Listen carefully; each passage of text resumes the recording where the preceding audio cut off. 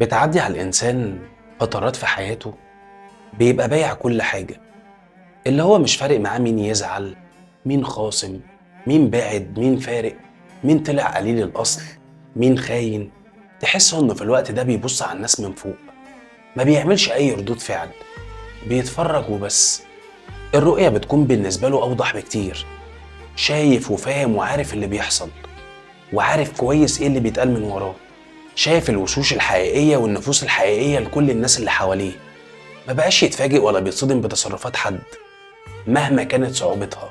ما بقتش بتفرح من قلبك بجد، ما بقتش بتعرف تصالح حد زعلان، ولا بقى عندك طاقة تراضي حد، ولا حتى تبرر كلامك أو تصرفاتك لأي حد. اللي شايفك وحش يشوفك وحش. المهم إنك بتبعد نفسك عن أي جدال أو نقاش أو وجع قلب. ما بقاش عندك حيل ولا طاقة لأي حاجة خالص. عايز تعيش في هدوء، سايب اللي يقرب يقرب واللي يبعد يبعد. ما بقتش تيجي على نفسك عشان خاطر حد. واللي بيوصل للمرحلة دي بتكون بعد عناء وتعب ووجع كبير جدا، بعد انكسارات وهزايم وخذلان ملوش مثيل، بعد ما وقعت وقمت وقاومت وعافرت 1000 مرة لوحدك، وكل مرة جرحك بيكون فيها أكبر وأعمق من اللي قبلها.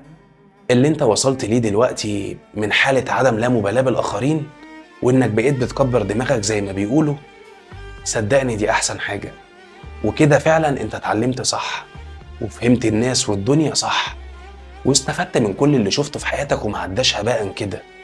انت كنت مغفل لما كنت عايش بقلبك، اتداس عليك واتكسرت واتقهرت بدون اي رحمة، اتدبحت بدم بارد، كمان طلعوك انت اللي ظالم. بس الدنيا بتدور، وكل حد عمل حاجة هترجع له وتترد له. اللي وجعك وأذاك هيتوجع ويتأذي، واللي خدعك وعيشك الوهم هيتخدع ويعيش الوهم برضه. وانت ربنا هيعوضك ويعوض قلبك، لانك ما اذيتش حد ولا جيت على حد. انت اكتر واحد اتوجعت واتأذيت.